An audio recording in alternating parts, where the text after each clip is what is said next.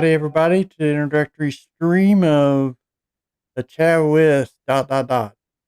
We have the various interviews for different people all over the world and country. Who knows? Who will get? May get somebody from Australia next. Who knows? But no, I know who the next person is going to be. Next person is going to be Nathan Wolf, who's the host over at Linux Loon. But we'll see what other people we get dragged into here, subjected to my questions. Today we have with us Jeremy Copple, my son. Be a safe bet to start out and work out bugs and stuff like that. And so, Jeremy, go ahead and introduce yourself. Oh, I'm Jeremiah, or Jeremy as my family calls me. Um, I'm a UTSA student. That's San Antonio school. I'm doing online university for cybersecurity. So I'm gonna graduate pretty soon. I've been through a lot of the courses. I'm not a professional or practicing cybersecurity, so I'm not like a cybersecurity professional yet, but I have learned a decent amount through a lot of my university classes and have a good idea of some of the stuff going on within cybersecurity. So, and one of my classes I took specifically that would be related to this channel is a operating systems security class. So, I'm interested to kind of just talk some shop about security within cyber and operating systems, that kind of thing. And yeah, I'm interested to get going. Yeah, bet you are. So, anyway, Jeremy's here with us in Denver for the holidays. He's actually in the other room, but we're zooming in to test out the Zoom function on this to see if it'll work or not. So far, so good. Yay. So, anyway, we got that cooking. So far, everything. I got like three screens with our faces on it over here. Anyway, yeah, also, well, I would say this if we had some people in the chat, but I don't see anybody yet. If anybody's watching, say hello or something so I know you're there. But anyway, we're going to have questions, and I'm going to have my questions, and I'll hand it over to the chat box and see your questions too. So hopefully we'll have some people show up before long, and like we usually do, it seems like, and we'll figure out what we're going to have question wise from other people. And I don't know what those questions are going to be. He doesn't know. Matter of fact, he doesn't even know what question I'm going to ask yet. So, my Yeah, way, we're going in so, blind. yeah. And if you show up later or something, then you can always watch this on reruns or something like that. I guess what you call reruns. Yeah, the post video or something. Yeah. So, all right. Let's see. First question for you is: if you could live anywhere in the world and money wasn't a factor, where would you live? Mm. Well, let's see here. I'm graduating pretty soon, so that is something on the top of my head. Yeah, I mean, I grew up in Texas. Texas is a good one. And then up where I'm visiting right now, Colorado's not a bad one either. A lot of my family's up here right now.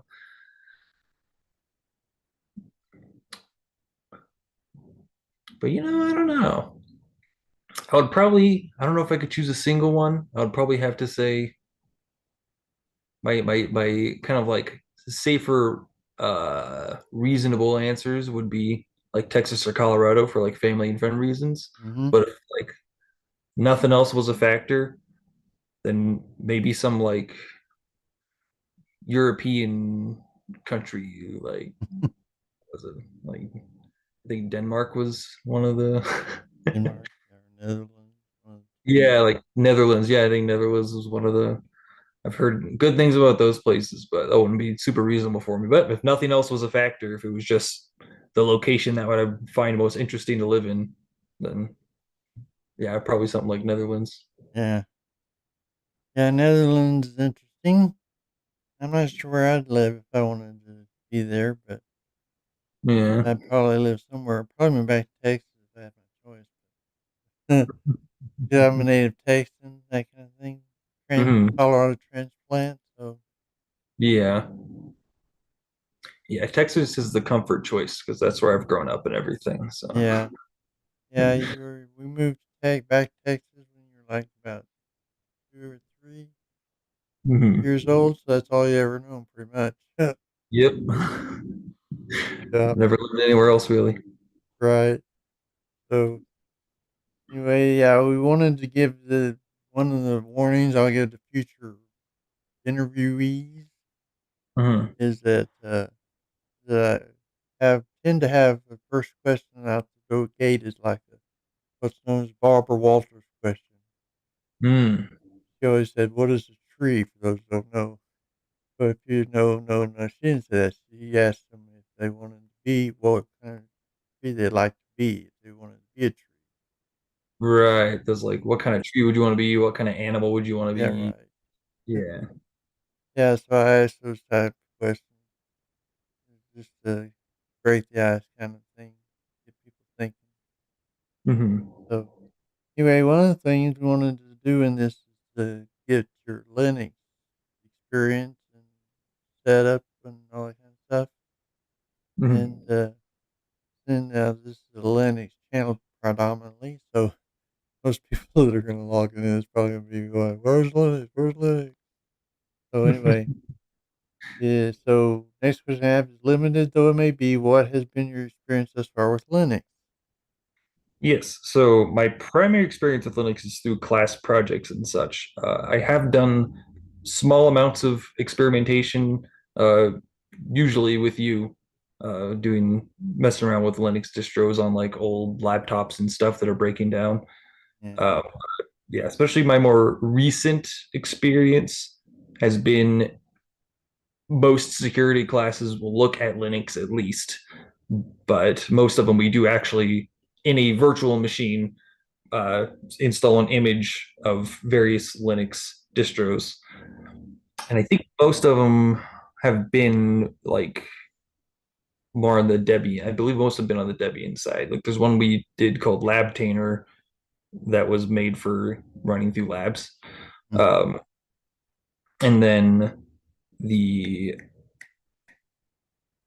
I can't remember the top. It's kind of like the predominant security distro right now. I'll probably remember in a Kali minute.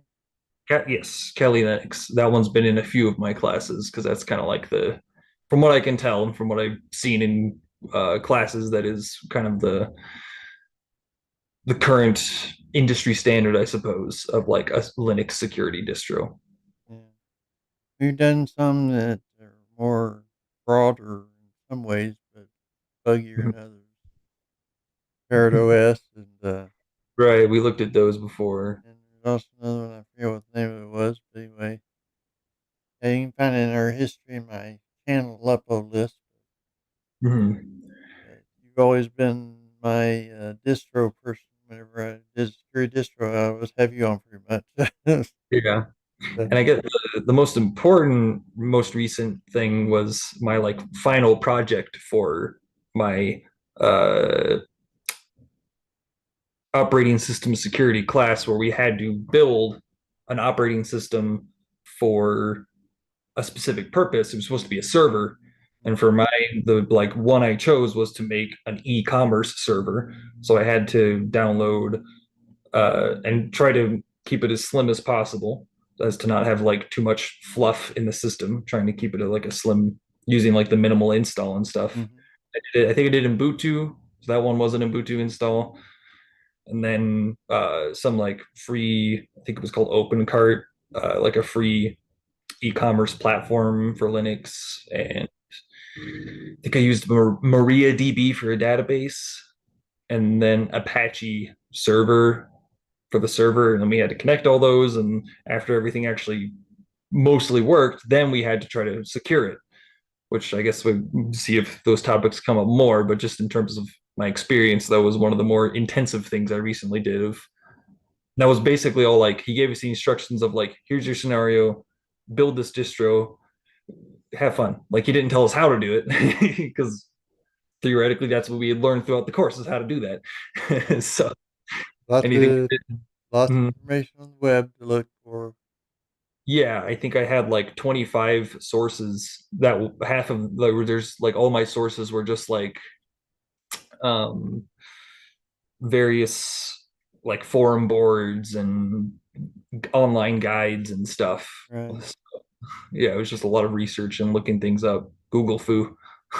Yeah. Well, welcome VR Nougat,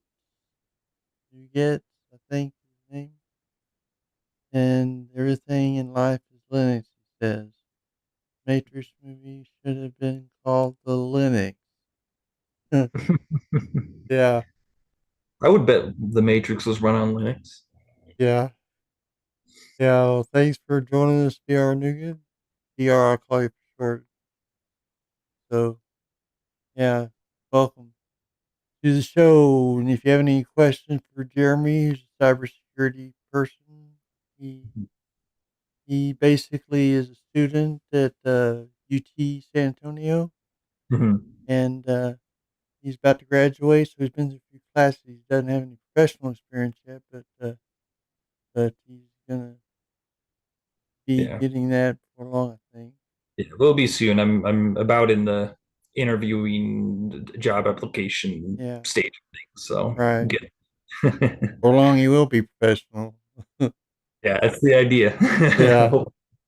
So anyway, if you have any questions for him, let us know, and we'll tag it. I need to have a system for that, probably something I can will tag it. Just go at not a Lane Scooter guy, and that'll probably get my attention. Mm, I'll look for anything that says that not a Lane Scooter guy and see if there's any questions for our guest today. So anyway, as we continue on, he just explained his Linux experience so far, which has been limited, but he's had some projects in school that were interesting. Any yeah. other installing Apache servers and securing that kind of thing. Mhm. Okay, I know the answer to this one, but are you married? Nope. Yes. Single. Had a girlfriend at one point, but single at the moment. Yeah. So he's eligible, all the old girls out there, if you want to. Just kidding. These Anyway. cyber classes pay pretty well. Yeah. Or cyber So, jobs. so for those who may not know, what exactly is the definition of cybersecurity? Like, or what types of activities does it cover? How broad of a term is it? I'll start off by saying very broad. Um, if I was to try to give it a definition, I'm sure I've read definitions in books, but due to the broad nature of it, they're hard to like remember because they're very broad statements. Mm-hmm. But I guess if you were to try to simplify it as much as possible, it's cybersecurity is just kind of as the name would imply, it's the security of online cyberspaces. Um, I think one of the better ways to look at it to kind of get a better idea of what it's really about is what was it? I've read this like 50 times in class, all my different classes. Um, it's an acronym that kind of talks about like what you're trying to do with cybersecurity, which is the confidentiality, integrity, authentication. Yeah, I think it was the CIA. There's also a longer acronym that goes into more detail, but That uh, covers it pretty much, I guess. yeah, so like confidentiality is like, making sure that nobody can look at your because a lot of it's just protecting information. That's like the vast majority of cybersecurity is you want to protect information, whether it's customer information, government secret information, whatever data that needs to be protected. So you want it to be confidential so no one can look at it. You want it to have integrity so nobody can change it. And you want to have authentication so you know whose it belongs to, like whose information is this.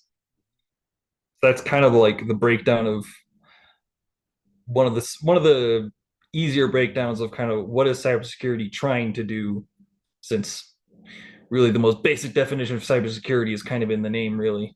But that's been something that's kind of been beaten into me for all of the classes I've taken is the CIA of cybersecurity, of confidentiality, integrity, and authentication. Yeah. Um, VR says Department of Defense love your profession. yeah, there's definitely a lot of work within cyber for Department of Defense Yeah. and all sorts of government branches. Right. I think one of the yeah, like one of the teachers I had who also works for government mentioned that it's like it is very focused on defense, but there's also some not so defensive aspects of it too that the government gets into. Right. We've You all heard about that recently, haven't we? Yeah. So you can both attack and defend with cybersecurity. It's not all just securing your own stuff, but Yeah. Right. sometimes the best defense is a good offense. So Yeah. Well, now I think most people when they think of cybersecurity, they think of penetration testing and stuff like that. But it's a lot right. more than that. So that also gets into the topic of like, because we talked about what's kind of a basic definition, but what is the scope of cybersecurity? Because yeah, when you think of, especially within media, uh, you heard of like a hacker, uh, Right. and we would probably call that a penetration tester. If it's not like um, a bad actor, then that would be either a penetration tester or like a white hat hacker who is being given the job to, within a safe environment, and record everything very thoroughly, make a very thorough report of what different attack vectors are you taking to try to break into whatever network or whatever you're trying to break into. Um, and yeah, of course, like media and stuff, it's the whole classic like typing really fast and you see a progression bar going to 100 and then they're like, I'm in. Yeah. But realistically, it's like weeks or months of, well, probably not always that long, but especially if it's like an actual bad actor hacker trying to break into your system, it's like weeks or months of effort. But yeah, within cybersecurity itself, penetration testing and like white hat hacking is almost, maybe it's not right, maybe it's not quite right to call it niche, but it's a smaller section within a very large scope. Um, I mean, there's policy writing, writing company policy. Cyber people need to be very integral into that.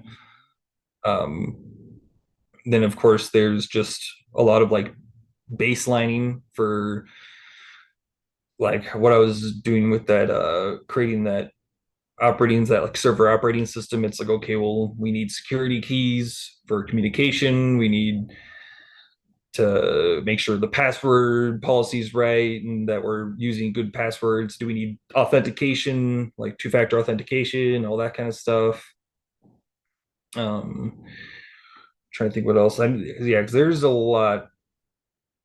Oh, I should have looked it up beforehand, but there's a website. I think that Mitra. I think it's from Mitra.com. Somewhere on Mitra, there's a website that does go over like it creates like this giant web of like every single department and how cybersecurity, different jobs that are heavily related to cybersecurity within that department. But Right. Yeah, we have some questions from VR so far. mhm. Yeah, VR, if you can, could you put not only the security guy, tag me on those? Because my idea is after I finish my question, we'll go over a question online, and then when we get back to your questions, I'll go through and pull those up. But since you said them and everything, I'm going to read them off to him now. What's your view on crypto in your experience? Use crypto? I am skeptical. Yeah. I think it has some value, but I also think it is heavily used by a lot of unsavory places. Um, I haven't looked into crypto a lot. I have not done like any kind of reports on it or intensive research. So anything I say about crypto should be taken with a grain of salt. Yeah. But from my experience, it's not even really that, or from what I think I know about it, it's not even really that like secure necessarily. Mhm. Because from what I understand, crypto is based on like blockchains and stuff, which is all record, like all of that has a record. So, but I know a lot of, I know it's used a lot for illegal activities. So there must be some way to hide tracks with it. Yeah.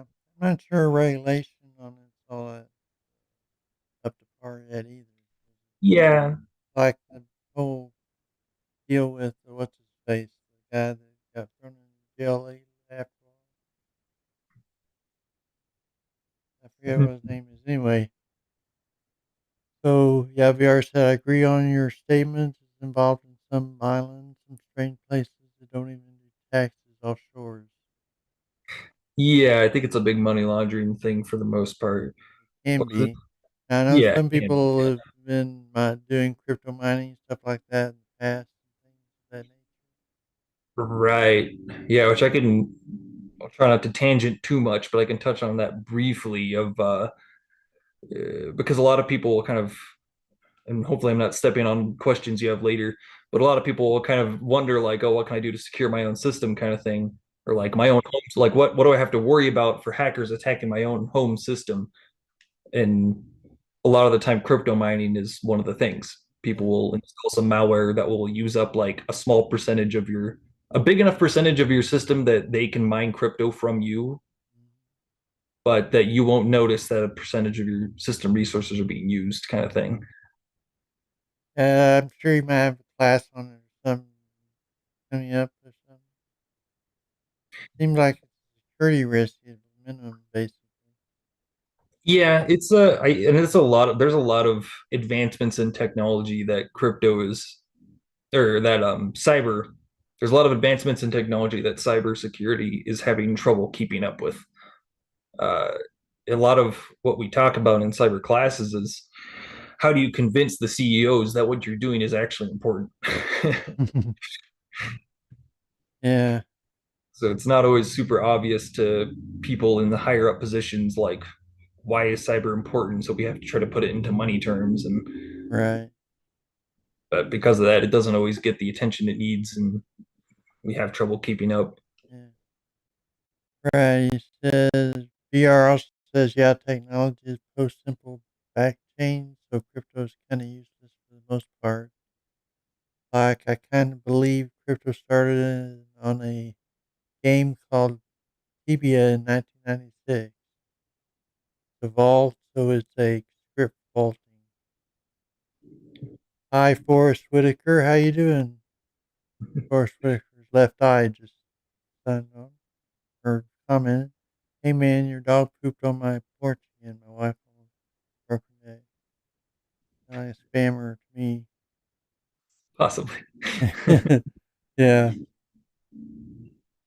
yeah. So it's something hackers were able to do for years before crypto. Anyway, let's see. He has some other questions that were on there. See if I can look in those.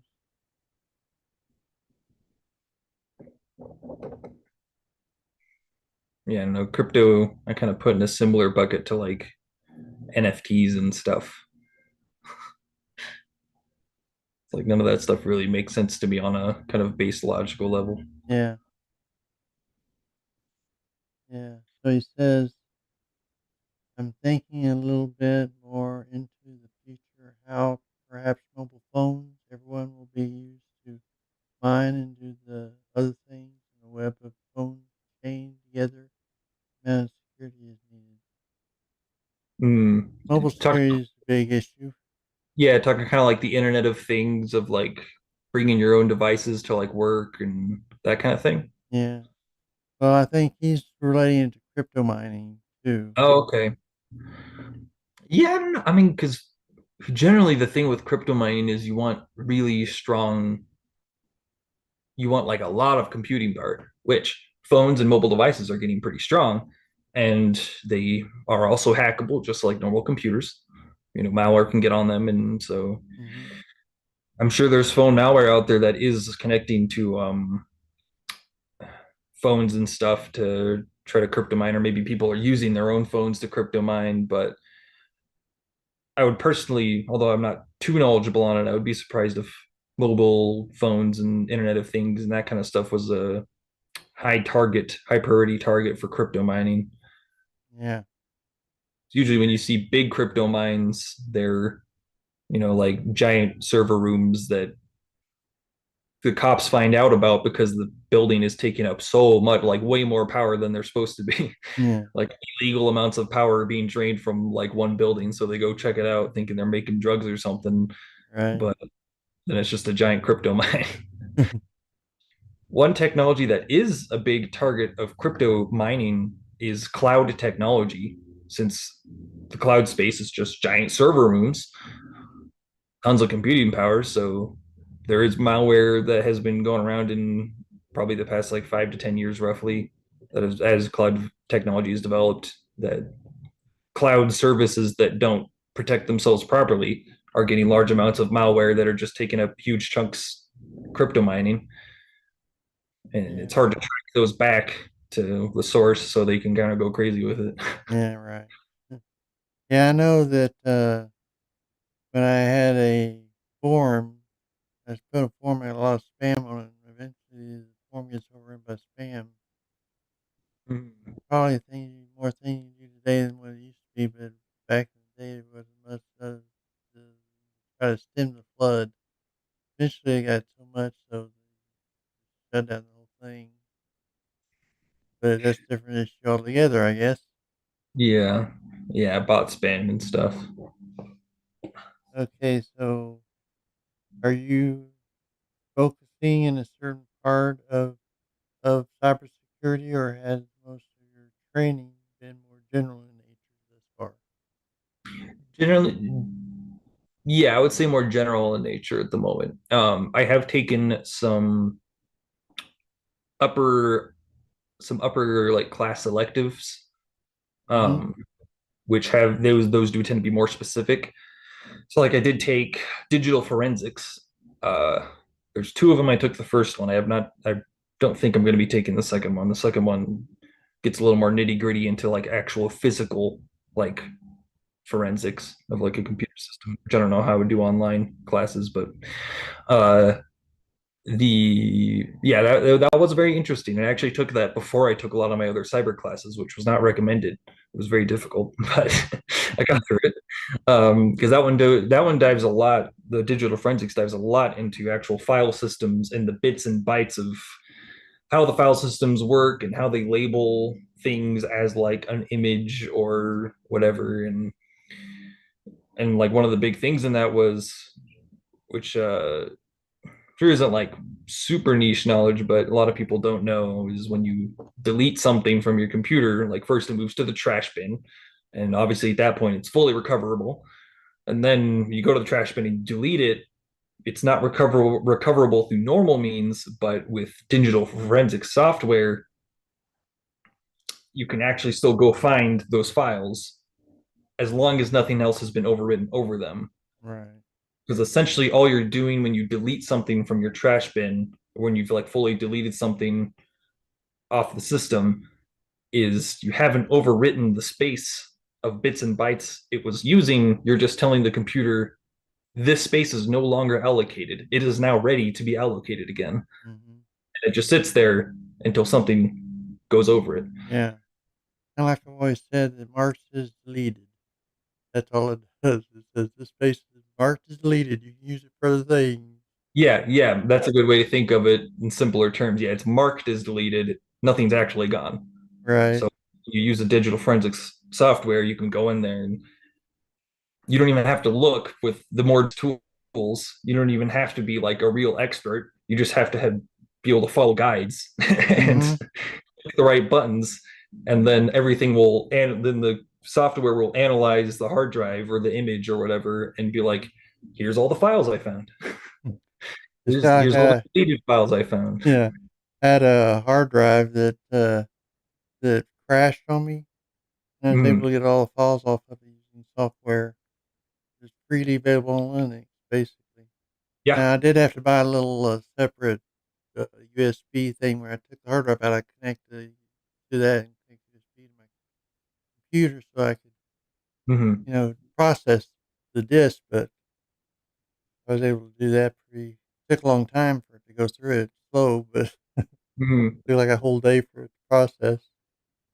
Yeah, yeah, it depends. Well, I think the main one was it autopsy. Do you remember if it was autopsy? I know autopsy is the primary like industry standard from as much as I'm aware Yeah. of I digital. don't think I used anything like that. It's just basic Linux commands built into Linux, Okay, gotcha.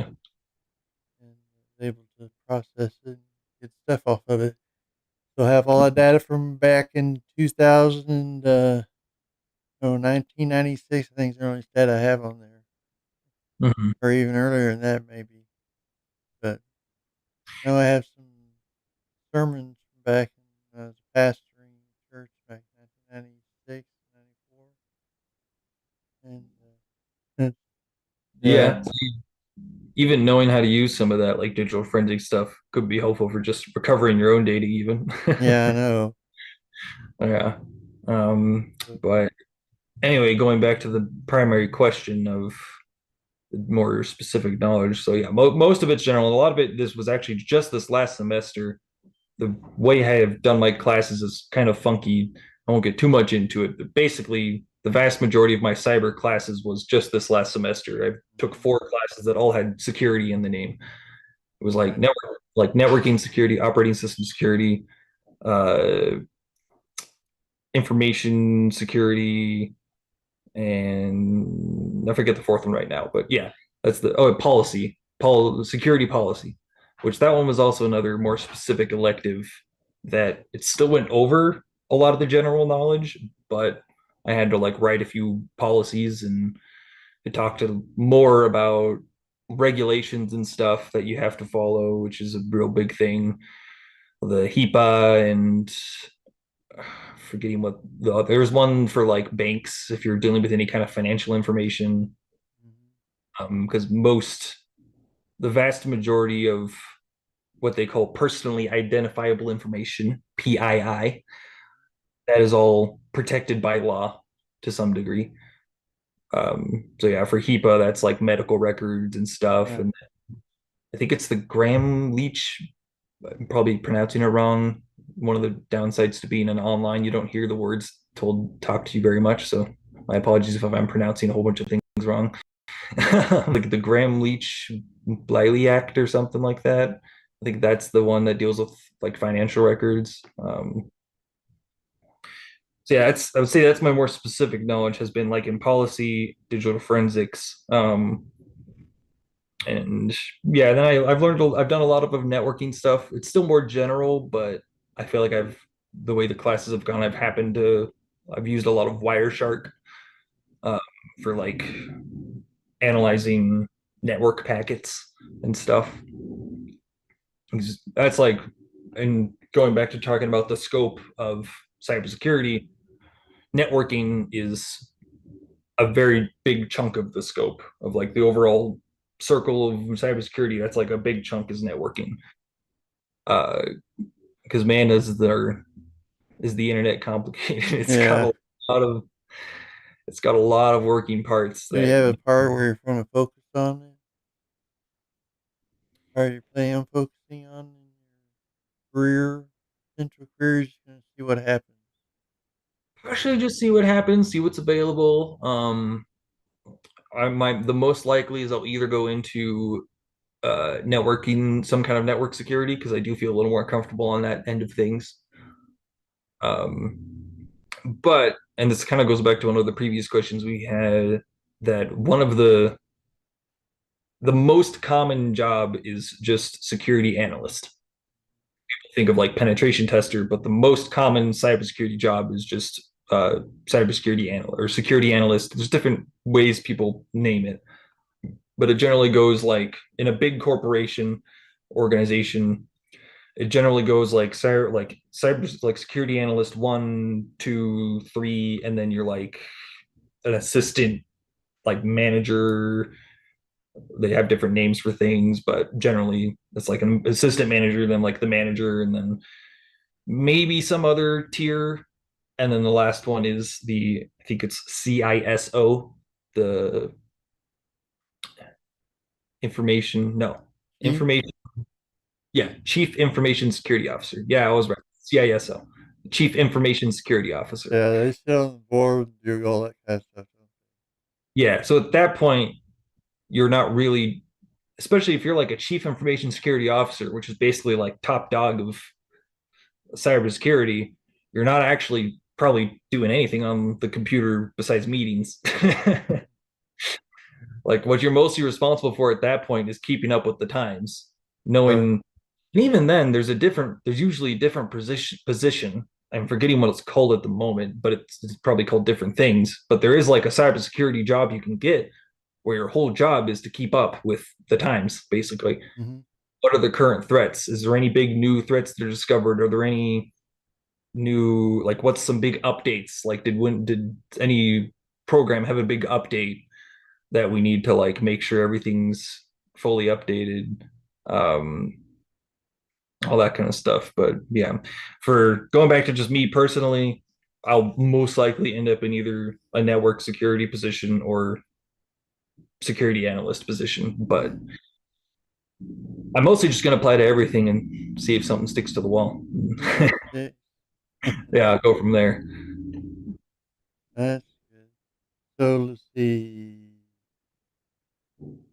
Okay, now how does Linux play into cybersecurity?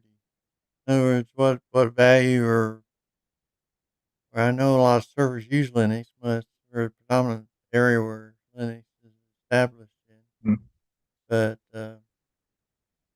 how does Linux play into cybersecurity overall? I would say, I mean, it's definitely very important for cybersecurity because Linux systems are the most secure. And the primary reason for that goes to one of the kind of more basic concepts that I've learned, which is the idea of it's like the idea of there's different surface of attack. Yeah, that's it. There's like different like what is your surface of attack? How many different ways can somebody attack your system? So when you have a Windows system, you don't really get too many options on, all this stuff just gets installed for you. Um, but when like say you're running a server on a computer, if you do a Windows server, you might not always get the option to like say it has the internet on it, like whatever rig you're running has like Internet Explorer, Chrome or whatever, but it's like that server doesn't need to go to Chrome. So like you can get rid of that. But with a Windows system, you generally have to like go through and get rid of all that stuff. With Linux systems, you can do minimal installs where it only comes with just the basic stuff you need.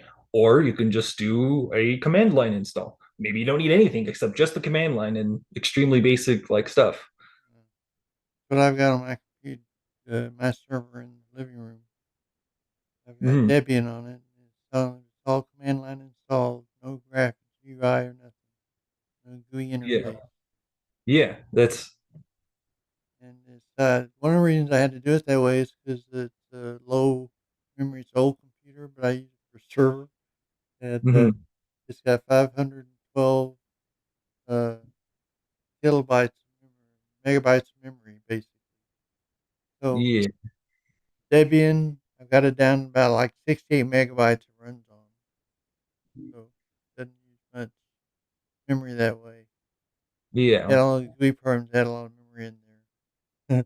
Yeah. GUI can take up a lot of space and yeah, and it's just that's kind of you just want to minimize. You only want what you need to do the job, like whatever the components need or whatever the person using the workstation needs. Right, The ideal setup for a corporation is it only does exactly what it needs and nothing else. right. So that's what Linux is really good for. Um, among just being very, you can, like, another big thing with Linux is baselining, or with security is baselining, where you create kind of a standard, maybe it's an image, or maybe it's, because you can baseline multiple things. But yeah, for like just sticking to like an OS like Linux, you want to create like a baseline of, these are the different systems and security setups we'll have, and you can kind of copy that image and put it on all the other computers. And Linux is pretty good for that. You can do it on Windows as well, but it is something Linux is really good for. Yeah, But yeah, I think it's mostly just that use of creating secure systems when it's especially something that a IT professional is going to be working with, since Linux is a little more complicated yeah, uh, than any system that is just like an IT professional working on it, or a security professional or something like that. Then Linux is usually the go-to. Uh, Windows is a lot more convenient and tends to be user friendly, depending. If you're not somebody who knows a lot, at least, then it yeah, can be confusing. right, So for a big corporation, most of the people who are working in like accounting or marketing and whatever, they'll probably have Windows systems. So it is very important to also know Windows in and out for cybersecurity, because you need to know they're the bigger targets because they're easier to hack. right. You almost need to know them just as good, if not better, than Linux, even though Linux is the more secure system, because Windows is much easier to attack.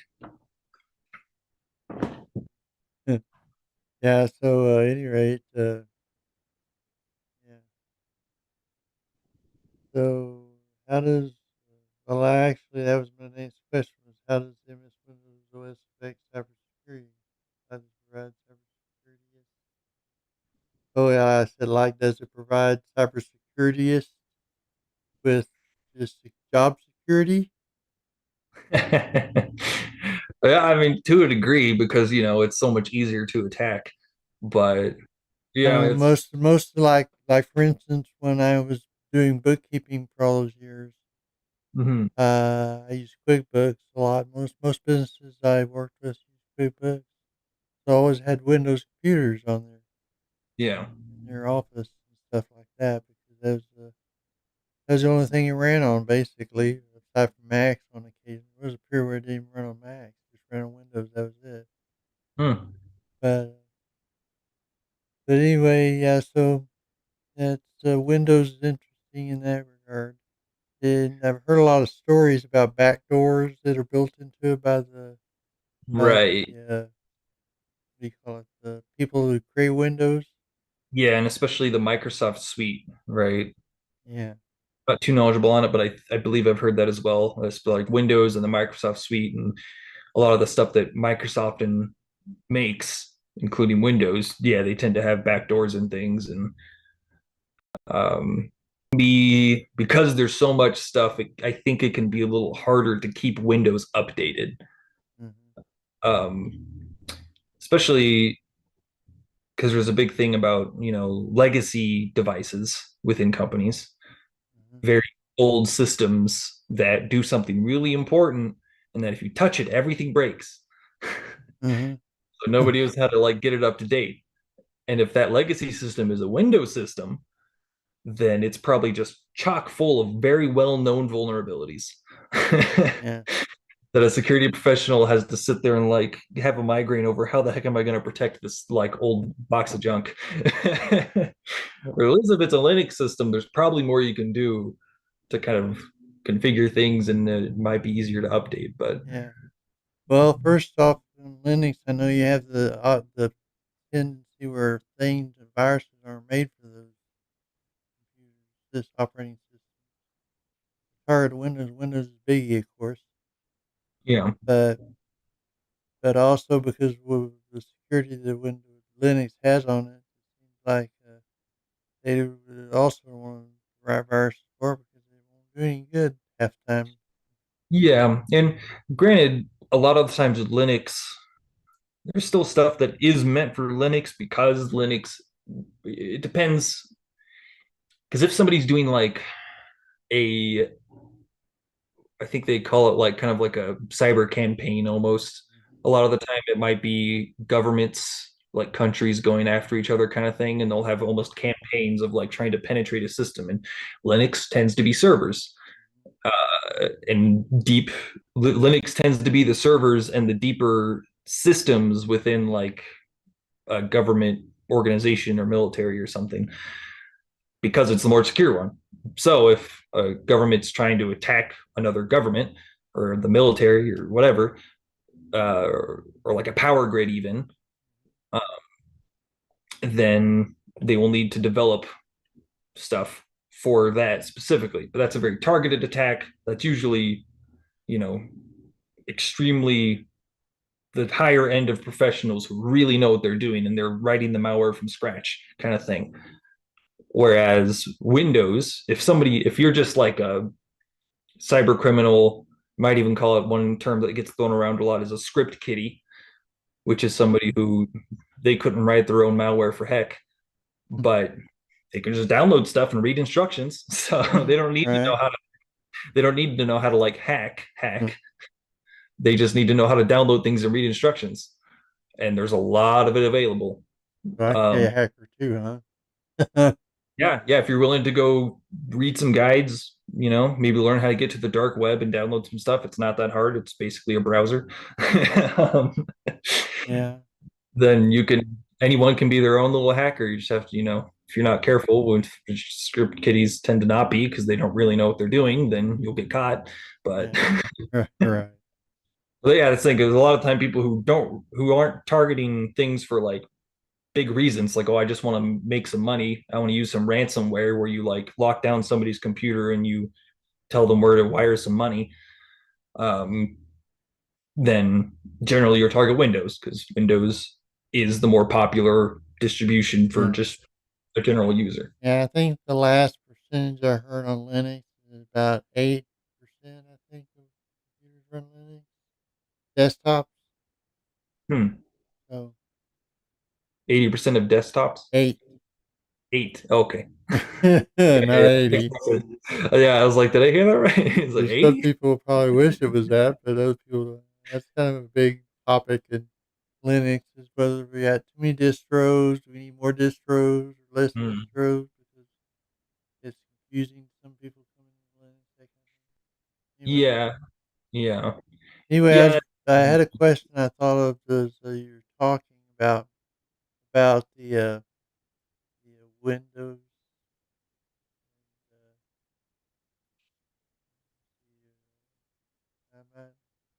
Hopefully, I remember what I was going to say anyway. um, the one thing I wonder about in cybersecurity is you have I don't remember exactly what I was saying. I'm sorry. At any rate, if I remember it, I'll think of it. I'll ask you later on. So they teach you how to hack into OS, sort of maybe Kind of. the penetration testing. You didn't do much of that, but a little bit of it. There was one of my classes we did because the problem is that it can be difficult to set up an environment where we can really go at it, without any issue. Without worrying about getting caught, and Yeah. thrown in I jail and stuff. ideally, Oh, and it's kind of a shortcoming of mine, I never really got into this, but there are groups, and I think there are some on the campus as well.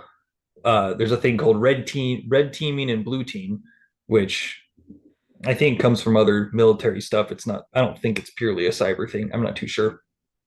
Um, but generally, the red team will be the cyber attackers, and the blue team will be the cyber defenders. And they'll basically set up a situation, I assume, in machines. in like virtual machines, they'll set up like scenarios, and one side has to defend their system, the other side's supposed to attack their system. So generally, if you want to get into that kind of more experience of like actually attacking a system, you can do that through that. Um, Yeah, 'cause it's kind of hard if you set up a server yourself to hack it because Already Hmm. know what's done. Yeah, there's, and they did do, one of my classes did have, I forget the name of it, but it was some student learning program we had to like a lab program we had to buy.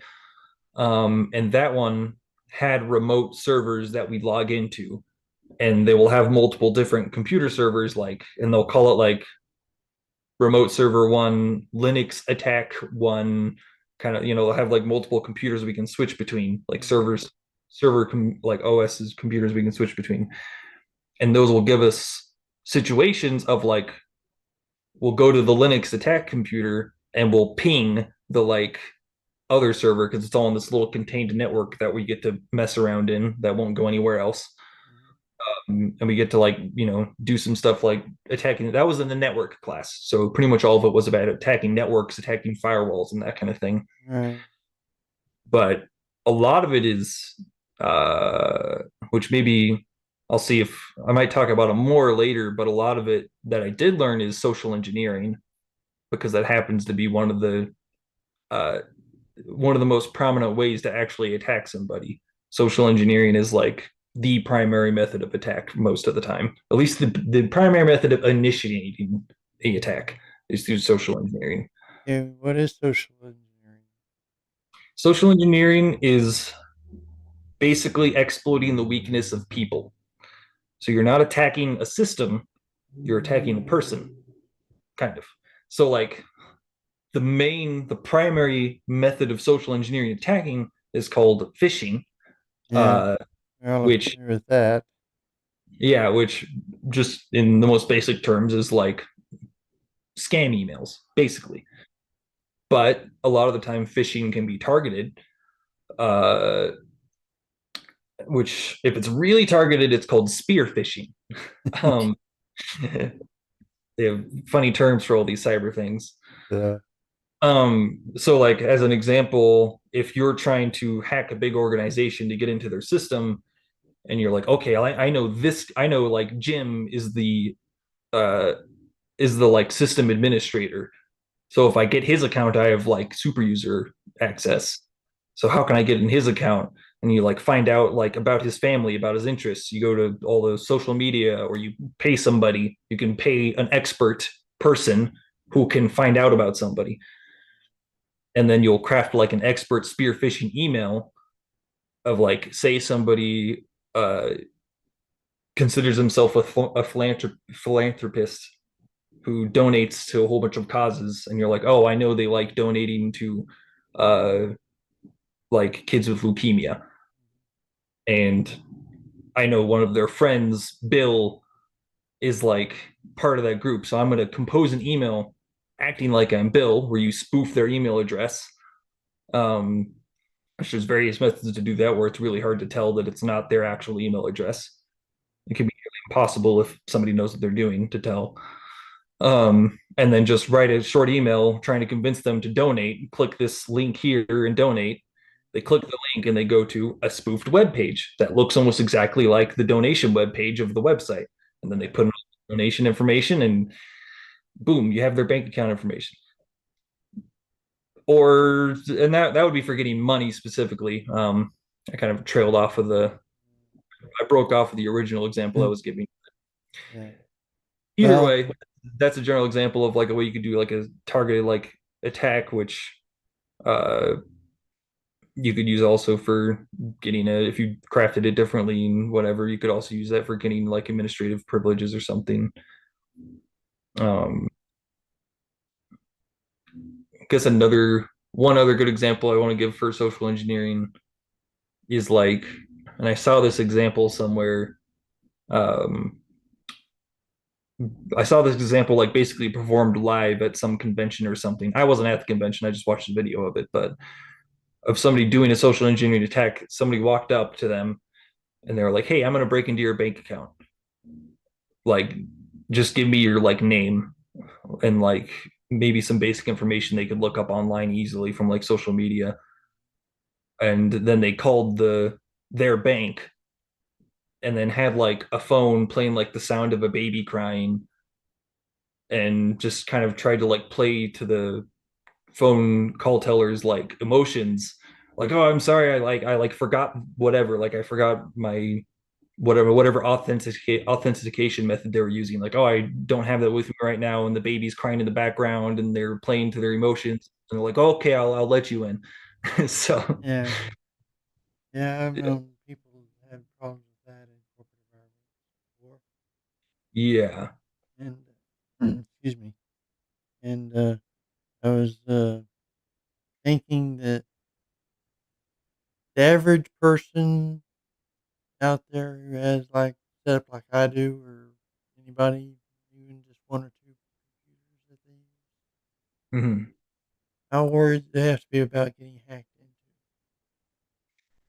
because they're not a corporate environment, they're not somebody that earning a lot of money. And Right. you're talking about social engineering too. It's also interesting because like Anita, my wife, has said several times that, well, why would anybody? I don't care if anybody knows my social stuff because they aren't going to hack it. There's nothing they can find about there. Hmm. Yeah. Well, the thing is, kind of talking about like the targeted attacks and stuff, is like no one's going to be, the vast majority of people just at their homes, they're not a government official, they're not the head of an organization, whatever. They're not going to be targeted specifically, but you're still valuable to attackers. Kind of like when I said before, like there's malware that you can get on your computer that can like farm cryptocurrency. Mm-hmm. The other big one is if you get malware on your computer that makes your computer become part of an attacker's botnet. So you will get malware on your computer that allows an attacker to varying extents remote control your computer and do things with it, such as ping a company. So if they have 1,000 people on their botnet of people that have clicked on suspicious email links, say they mass email and enough people click on suspicious links, um, and then they download a suspicious package from an email or something, various ways to do it, but then you become part of a botnet. That person has like 1,000 computers on a botnet, and then they can all do various methods, but the most common is to send a ping towards a specific network. And then that company is getting thousands and thousands of pings on their network, and it clogs up their network. And that's the DDoS, distributed denial of service attack, a DDoS attack. Right. Um, so yeah, that's the big one. You can become part of a botnet to end up unknowingly participating in nefarious activities. Yeah. um, or they can use your system resources for other things like crypto mining. There's also just the fact that information is valuable. You know, you can go buy your own information online, probably. Yeah. You Probably can, can, especially since I'm an author too, so I have my name out there a lot. yeah. And like we did an activity, and like I don't have that big of an online presence, really. I've done some stuff online, but like I don't, like I have a Facebook account, but I barely post. It's like I don't do a lot online. And we did an activity in one of our classes where we looked up ourselves online and tried to see how much we could find out about ourselves. And without even paying, I could find myself, where I've grown up, the colleges I've gone to, my family, like dates of birth. But then it was like pay for more information. I'm like, well, how much do they, like? I don't want to pay them, but how much do they know? So, if you're giving out tons of info, like to suspicious emails or spoofed websites, where, like I mentioned, people can have various methods of kind of taking over, not really taking over a website, but like if you slightly typed email wrong, like if you typed Google with like an H instead of a G or something, like you just accidentally typed wrong, Yeah. usually you'll get a 404 or something because the website doesn't exist. But sometimes people will create like spoofed web pages where if you slightly type it wrong, you go to their fake web page, and Uh-huh. sometimes you may not tell, and then give your login information. Then they have your login information, and they can go into your account and then not only is your account information fully exposed to the attacker who's going to put your information in their database or whatever, sell Uh-huh. your information to, I don't know, Google. Yeah. Yeah. uh, but then they also have your login credentials, which go into other databases that can be sold of login credentials that people have. Yeah. Steve, from Steve's very own, he just popped in and said, "Hi, Rick. I'm at work and only have the second to say Happy New Year's to you and your family." Yeah, Happy New Year. he has his own live chat program on Sunday mornings. Oh, nice. Yeah. Anyway, same back to you, Steve. Happy New Year's, and to everybody out there, and who will watch this eventually. Of course, by the time some people watch it, it'll be years after. So anyway, uh,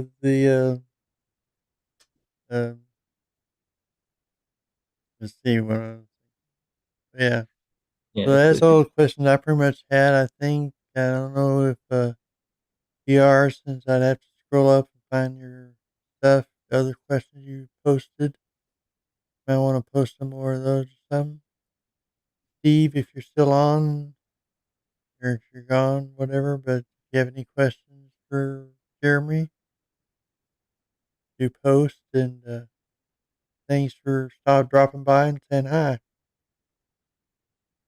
And let's see. Yeah, that question I had back in there, some I've been wondering about for a while.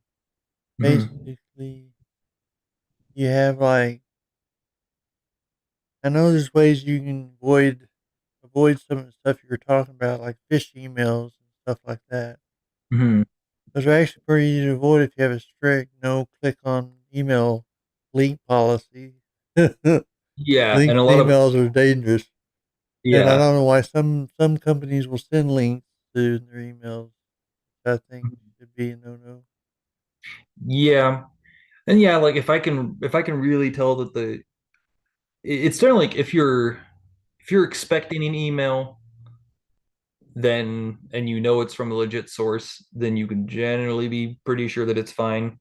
I know a lot of corporations will have like uh a no link policy, like don't click on links. Uh-huh.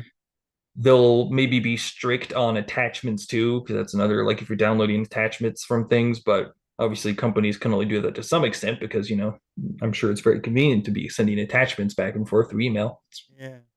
half the point of email. Yeah.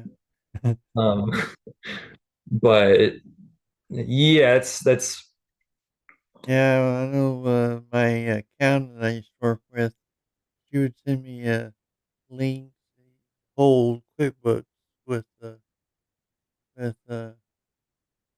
attachments sometimes. And on the other side of it is those are pretty easy to hack into too. mhm. Yeah, yeah. I guess I've the had, I've had to hack into some emails because somebody forgot their password. Um, so I'd have to hack into their QuickBooks, but it wasn't hard usually. Especially when if they're willing to pay a little money to get a program to do it. I think it Mhm. happened one time, I recall. Kind of on the topic of passwords. One thing we did do, I have done for like attacking, is password cracking. I wasn't as successful with it as I would have liked to be. It was kind of an open-ended thing where they were kind of like they gave us varying difficulties of passwords to crack. And they were just like, go as far as you can, but as long as you crack like the first few, you're good. And it was like a group for Windows and a group for Linux, and we were cracking each one.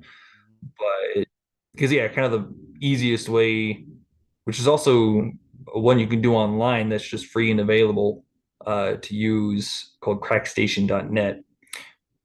But generally, for those methods of cracking, you want to get the password hash, which for anyone who happens to not know, for the most part, when passwords are stored in a computer, they're not just plain text because that'd be too easy to just find the passwords in the file Right. system.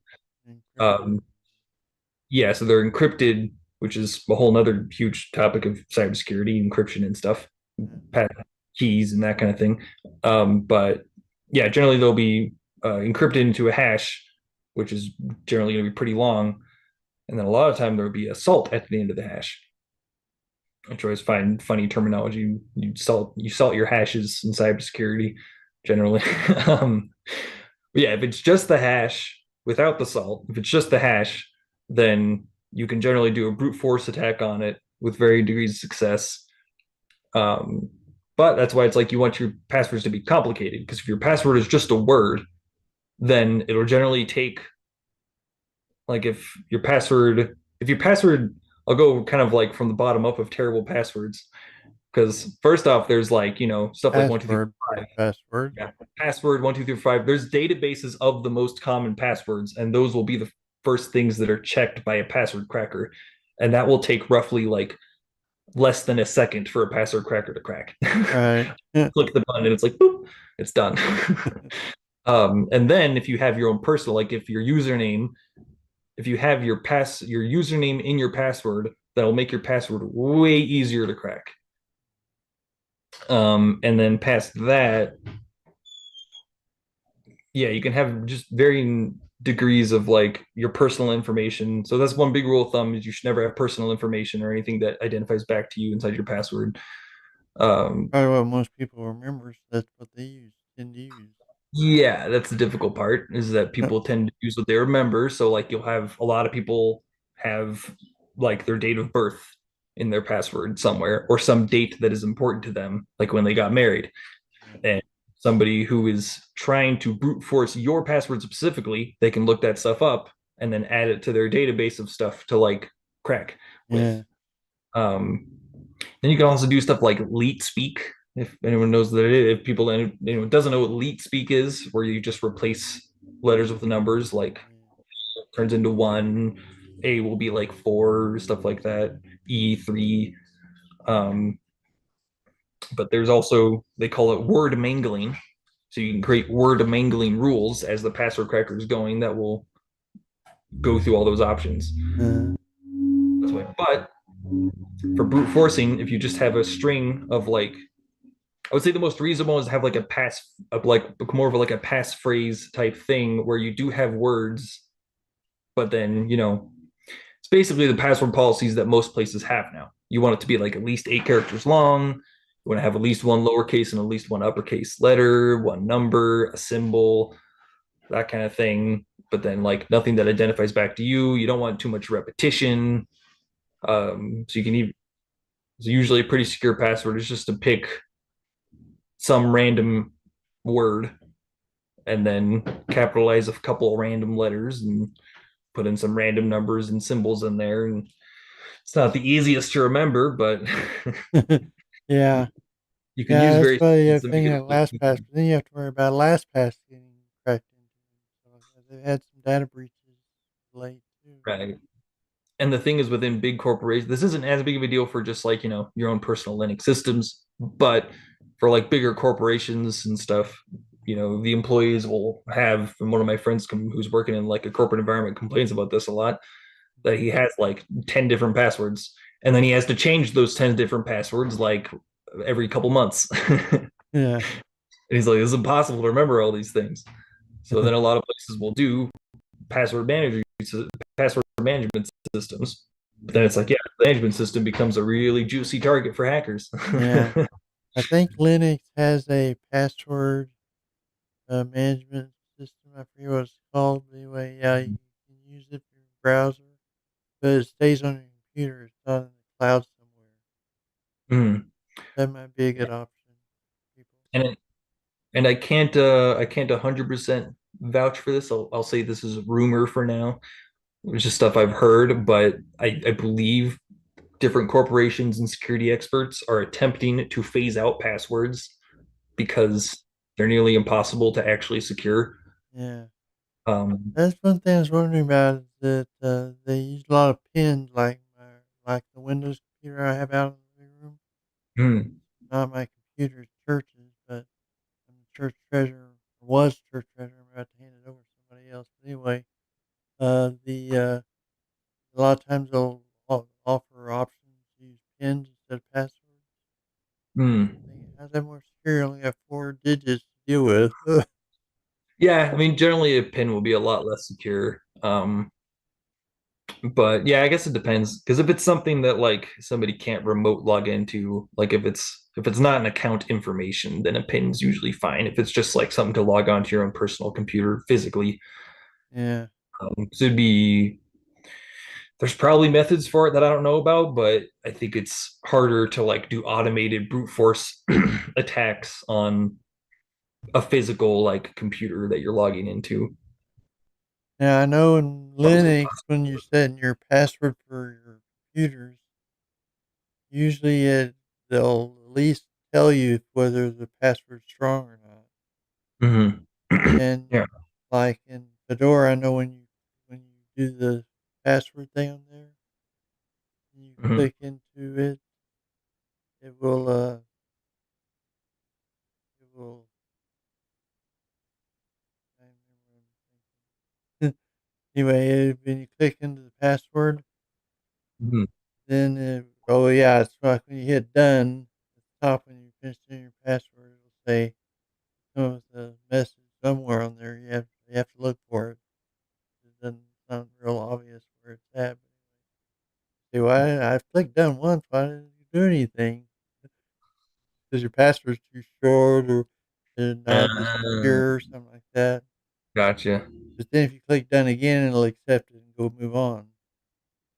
Yeah, so it's like warning you, like, hey, this is a pretty bad password. Are you sure you want to keep going? Yeah, but on a lot of the Linux distributions, there's only one I've encountered where they won't let you use a shorter password than 8 characters or 12 characters, something Hmm. like that. So A lot of I've run into a surprising amount of like accounts for different like websites or programs or whatever that have a max character limit, which is kind of yeah, weird to me because passwords get exponentially harder to break as they get longer. yeah, Like for the passing password cracking thing we had some like 12, I think it was like 12 character long passwords that were uh-huh, just random jumbles of letters and numbers and symbols and stuff. right. And he told us like these are basically impossible to crack. I Yeah, think he said in the past like 4 or 5 years he'd been teaching, he had like one student crack one of those passwords. He was like, you probably won't like don't like kill yourself trying to crack these passwords. They're basically impossible. They're just here for fun if you want to challenge yourself. yeah, But at that point, it's almost impossible to remember. That's when you have to write it down physically, which is its own security risk to physically write down your password somewhere. yeah, yeah. And then you have to put them somewhere safe Mhm. and safe place. Yeah.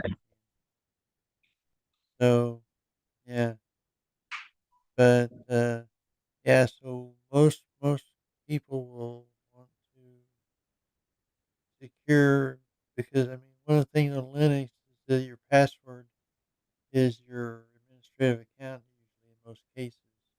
Right. And you can set up Linux with even more secure. You can put a different password for the administrative stuff and force it to use that to do anything on the system like install programs or anything like that. Mhm. And so your regular user isn't a pseudo user. Right. Uh, Yeah. so you can use a different password for that. So if they hack in that, they would tag them. Can't get in the system. Yeah. Yeah.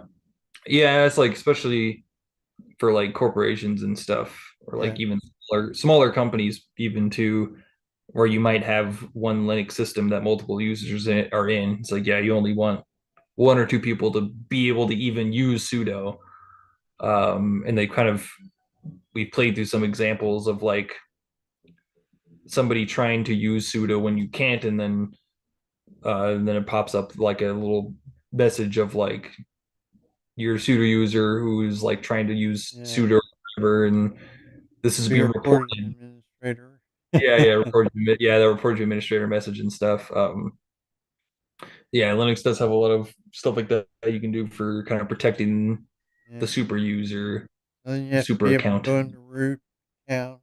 If you know the root password, you go into that account and get stuff in pseudo user. Yeah, it has a lot of stuff that I only barely scratch the surface of for user security. Because of course there's the basic permissions you can set with like it's like chmod and stuff. Right. But then there's ACL, which I think is its own like uh thing that you can set on top of normal permissions. And you can use like ACL, I believe the command was just ACL commands. And you can use those to kind of like set more targeted permissions for each individual user you can set permissions for. And you can set permissions for like using ACLs, you can set permissions for um like setting for a directory of like anything created in this directory will have this specified list of permissions with ACL permissions.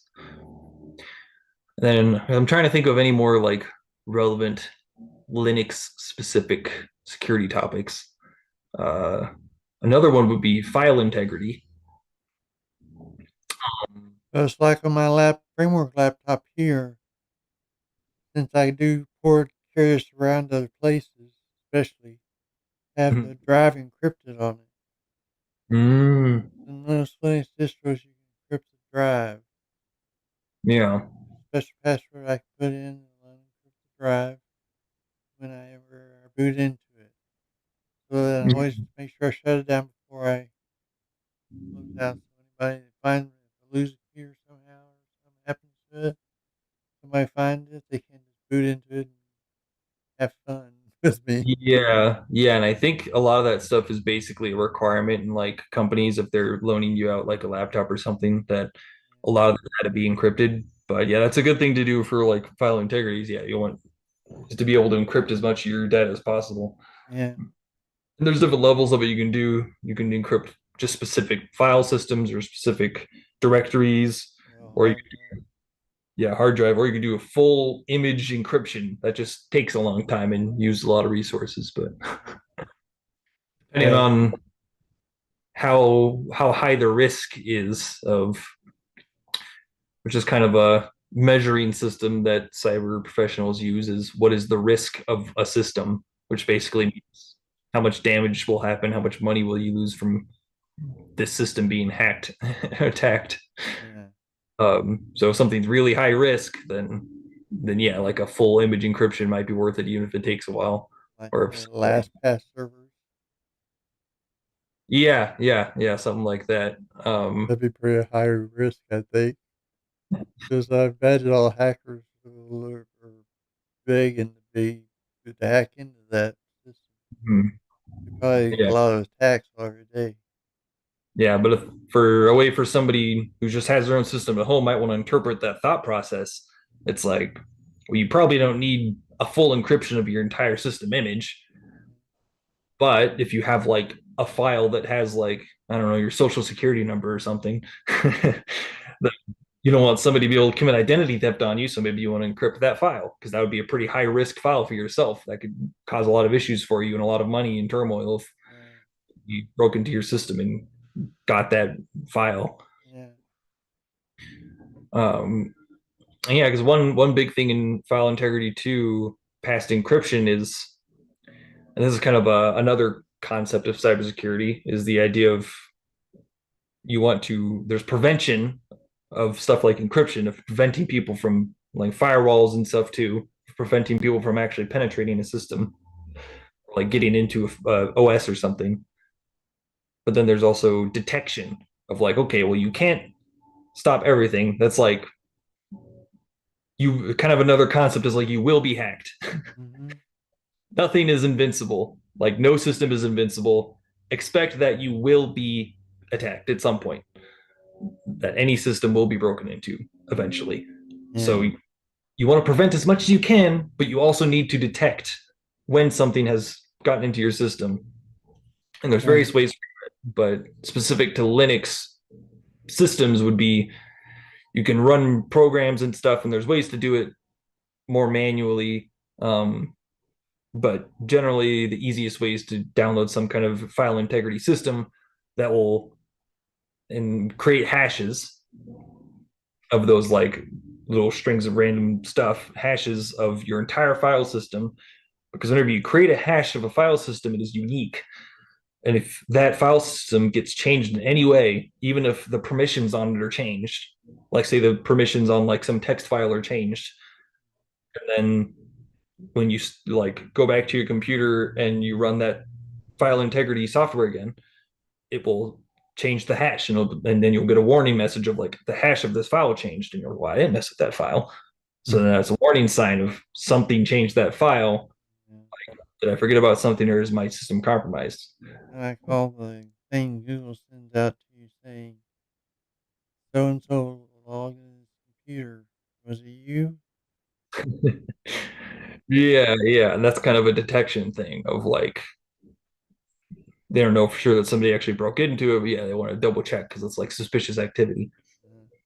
Uh, Um, and I guess finishing that thought of like prevention and detection and stuff, the one after that's recovery. That's more for corporations and stuff, not quite as relevant for like personal people because it's like, you know, any if a business gets attacked bad enough that they can't operate for a while, they're losing tons of money. So they want to have some recovery program set up ahead of time so they're good to go and get things back in operating order real fast. But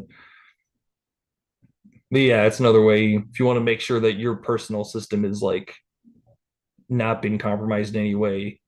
You can do that kind of like just checking making the unique hashes of each file and directories and stuff, and then you can periodically create hashes of everything and run them by the old hashes, and it'll find any discrepancies. And a lot of the really good, sophisticated softwares will actually be able to tell you exactly what changed, or at least close to exactly what changed.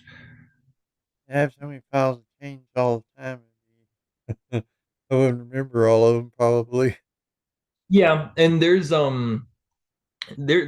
things about that because it's like there's expected activity. What like you can there's like a couple different ways to do it. You can like set it manually, so you'll only set triggers. And this is also a concept within firewalls and what kind of network traffic is going through a firewall for detection, or like what is normal traffic, like what is normal file changes and normal file activity. And there's like you can either set it manually or there's like algorithms and stuff like AI learning is also can be part of that of figuring out what is the normal distribution of activity, and if something goes away from that normal activity level, um, then you'll get a warning. Yeah, the other one was like databases of known hashes kind of thing. Yeah, there's like big databases you can download of like these are known safe hashes and these are known bad hashes.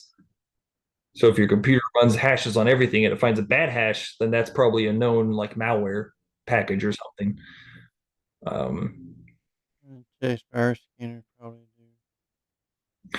yeah, and I think a lot of, especially if you're paying for like a good like firewall antivirus package, because most of them are kind of all encompassing packages for home users at this point. Mm-hmm. They'll do a lot of that stuff. The firewalls and things will have those systems in place. I met very few people who had a virus scanner on their Linux computer. Yeah, it's overlooked a lot. I'm bad about it too. I mean, doesn't get hacked that often, so it's not a big issue. That helps, yeah. Plus, it's hard to hack in some ways because of certain things. Depending on how secure you made it, your password and all Hmm. that. But Yeah, because I'm a sucker for Windows for my own personal system. Um, so yeah, I have to do some extra steps like downloading that kind of stuff for big like antivirus and firewall packages to make sure my Windows system isn't getting tons of crud on it because that tends to happen with Windows. So, but I'm trying to think. I think that covers most of the main things. That's there's a lot of other topics I could talk about, but just specifically about like a Linux home user. Um, yeah, as I talked about Firewalls are important, I guess. Yeah, yeah, there's like the firewalls, file integrity, which most people probably don't have to worry about file integrity unless they're have a lot of their own personal sensitive information on their computer or something, or Right. they're running a small business where they have. I mean, if you're running a small business and you have people's financial information or something on Like there, paycheck information, stuff like yeah, that. then you do have regulations you have to follow, and if you don't, you can get in massive legal trouble with big fines. So, Uh-oh. Yeah, uh, so if you got audited or if you got attacked, and then after getting attacked and this information leaked, somebody found out that about that happening and looked into your small business and figured out you weren't following the proper steps, uh, which I feel like it's good to mention. What is it? NIST. The NIST is, let me double check. I think that's NIST. Yeah, just NIST. Because if you are somebody who, yeah, the National Institute of Standards and Technology. If you are somebody who is running just like a small business and you're like, where the heck do I start trying to follow all the regulations and secure my business and stuff? NIST is a pretty good place to start.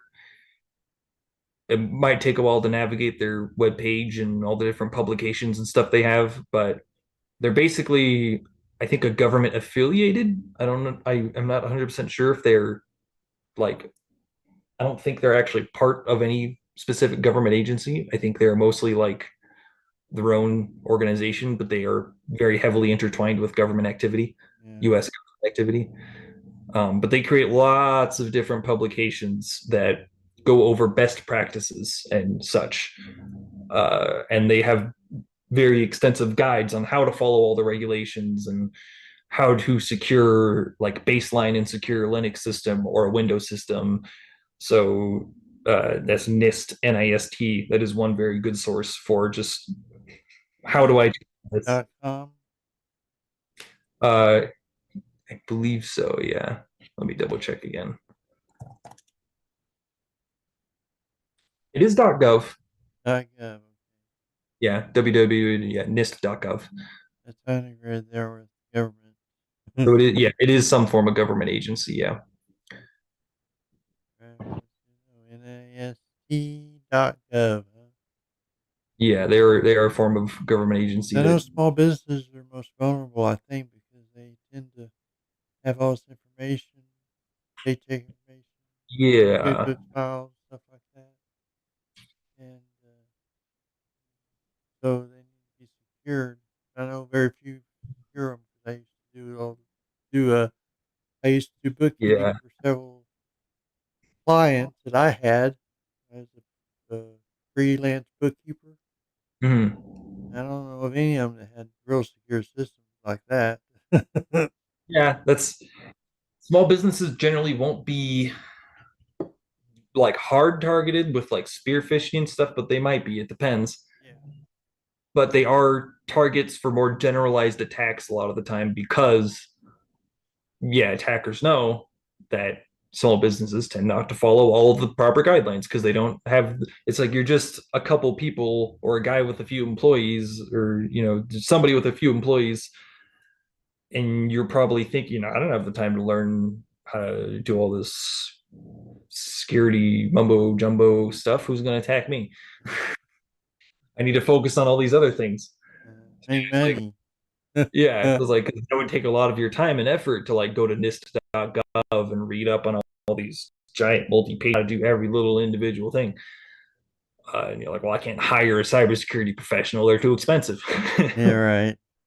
One thing that small businesses can do, which still costs money, but this is kind of in the thing of risk assessment, is like, if you're hacked, I looked at, yeah, I remember reading articles about this in some of my research in school. I want to say it was somewhere around 60% of small businesses that receive a major intrusion into their system go out of business. If there's some big disaster, it doesn't even have to be an attack, it can be a natural disaster or something. Like if you don't have a lot of the proper security stuff, which one aspect of cybersecurity is disaster recovery. Is how to recover from either an attack or like a natural disaster, because that includes damaging data. Uh, but if something happens where you can't recover your data of like all your customers or company stuff, whatever, if all your important data gets destroyed by any means, whether it's an attacker who corrupts your systems or a natural disaster, then like the majority of small businesses will go out of business. Yeah. So to that end, it can be very valuable for people to pay for like third parties to help secure their systems. You want to make sure that it's a third party you trust because you're giving them basically unfiltered access to all your stuff because they're the ones securing it. Mhm. Um, but yeah, if it's somebody who thinks, well, I can't hire a cybersecurity professional, they're too expensive. There's no way I have the time or like resources to learn all of this myself. Then a lot of the time, a third party can be the way to go if you think you're at high risk or even any medium amount of risk of Yeah. losing data. I know one client I had, and I don't want to name names, otherwise they might get attacked, but they're still in operation. I don't know if they're in operation anymore. But Yeah. they had like over 100 employees I had payroll for, all that stuff. So they had a lot of sensitive data on the system, Hmm. like social security numbers, stuff like that. I think we put those in files though in paper form. Just Has like, its own security, but at least you know where they are. yeah, just like plain text, you just open the file and there it all is. Yeah, well, I know one person that set up a MySQL server on thing. I was surprised when I could go in my raw database. I could see the passwords of everybody, and I'm not supposed to know this information. Was it Yeah. hashed Yeah. out like you said? So Hmm. there's a security risk. Of course, it's just for forms and stuff like that, but still, You never know. That's the thing. Like a lot of time people will have like a database where like, well, this information isn't important, or they'll be sending emails where they're like, yeah, we don't need to encrypt these emails. It's not that important. yeah. But a lot of it might have information that could be used for social engineering attacks, Uh-huh. that kind of thing. If you're sending emails that just contains like a lot of innocuous information can be very useful for attackers. Doesn't mean you have to go hardcore securing everything, because there is kind of a degree where you can go too far and you're spending too much time and energy securing everything. But Stuff that never is going to get hacked, and most hackers won't care about. yeah, or like if it gets hacked, you don't even it's not even huge impact, but you spend all this time and energy, and that's where risk assessment comes in, where you kind of make it's mostly all estimates, but you're making these estimates of like how likely is it that this system will get attacked? How much will it cost us if this system get attacked? And Mm-hmm. then maybe there's a few other things, and then you do some algebra to figure out like, okay, well, this is like the cost of like securing, like this is like around how much money, time, and energy we should spend to like secure the system, kind of thing. But yeah, I've heard a lot of many horror stories of very sensitive data being just out in plain text or whatever. Yeah, a lot of very unsecured systems. It's cybersecurity has gotten a lot more visibility in recent years, from what I understand.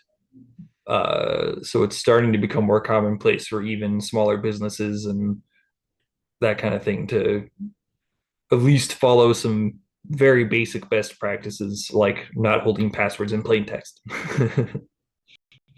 Uh, That's that one's like almost one of the ones is like don't hold stuff like that in plain text. yeah, yeah. Well, Yeah. let's see.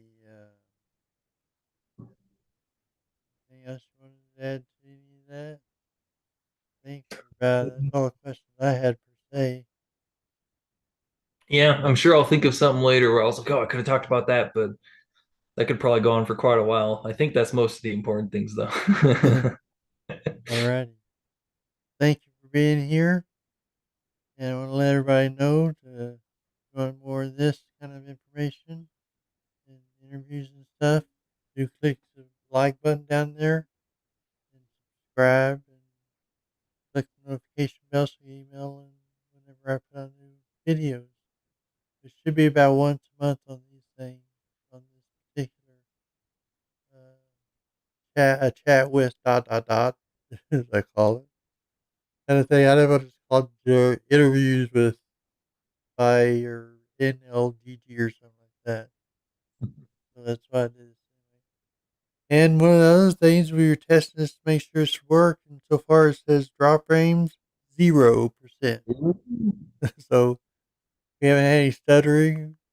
And only bad thing would be if I get on it and I find out for some reason the sound wasn't going through. But I think it was. Otherwise, PR wouldn't have stuck around or it said something. I hope so. Yeah, you seem to have some interaction going, so Yeah, seems like it was working. yeah. So yeah, we did a recording of it to make sure it was coming through. It was. So hopefully it's coming through now. I guess I have to do that every time I start. So 'cause I know there's been problems with that in the past where I forget to click or unmute something or whatever. Hmm. I'm glad I got it set up so I don't have to unmute things so much anymore. I'm not muting anything that doesn't need to be muted. So and yeah, next show is going to be February the 4th, and we're going to have it was like I said Nathan Wolf at the beginning of the show. I said that. But anyway, he's a host of Linux Saloon, so we'll get.